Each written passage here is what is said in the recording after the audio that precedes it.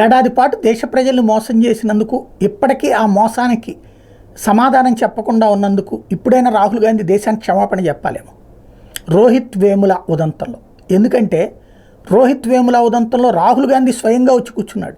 ఏమని, ఒక దళితుడికి అన్యాయం చేశారు, ఎవరెవరో వేధించారు అని చెప్పేసి ఏబీవీపీ వాళ్ళు అన్నాడు, అదన్నాడు, ఇదన్నాడు.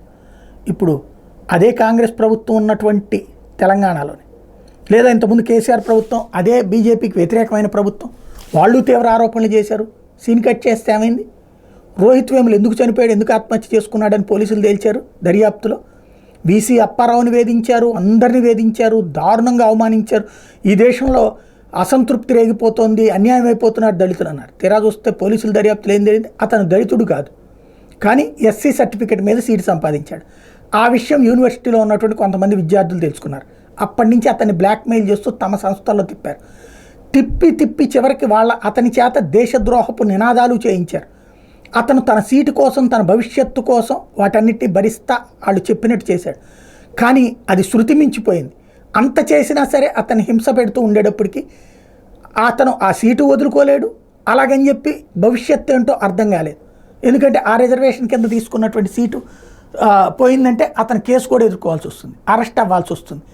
అది చేస్తామని బెదిరించినటువంటి తోటి విద్యార్థుల కారణంగా అతను ఆత్మహత్య చేసుకుంటే, ఆ తోటి విద్యార్థుల్ని కాపాడడం కోసం దీన్ని కాస్త జాతీయ వివాదం కింద, జాతి వివాదం కింద మారిస్తే ఏమాత్రం అర్థం పర్థం లేకుండా వచ్చేసి ఆ రోజున ఉద్యమాలు చేసి దేశాన్ని గురించి ప్రతిష్టని దిగజార్చినటువంటి మహానుభావుడు రాహుల్ గాంధీ.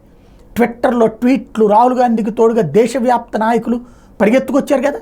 ఇప్పుడు చెప్పండి, అదే కాంగ్రెస్ గవర్నమెంట్ ఉండగా ఇచ్చినటువంటి అఫిడవిట్ ఏమని, రోహిత్ వేముల కేసును క్లోజ్ చేయమని చెప్తూ హైకోర్టుకి చెప్పినటువంటిది, అతను దళితుడు కాదు, దళితుడి పేరుతో సీట్లు సంపాదించడం వల్ల ఇదంతా. ఇప్పుడు మళ్ళీ అఫిడవిట్ వేసేసి ఇదంతా బయటకు వచ్చేటప్పుడు ఇప్పుడంట మళ్ళీ కేసు మొట్టమొదటి నుంచి పునరుద్ధరిస్తారట, మళ్ళీ మొదటి నుంచి విచారిస్తారట. ఏమని విచారిస్తారు? అతను దళితుడని మళ్ళీ రేపు పొద్దున్న సర్టిఫికెట్లు ఇస్తారా? లేనటువంటి కులాన్ని తెచ్చిస్తారా? ఎక్కడి నుంచి ఎక్కడి దాకా వెళ్తున్నాం మనం అంటే, సమాజాన్ని భయభ్రాంతులకు గురి చేయడం, అవమానానికి గురి చేయడం, అబద్ధాలు చెప్పడం, స్వయంగా ప్రధానమంత్రి పదవి కోరుకునేటువంటి వ్యక్తి చేయడమే వింత.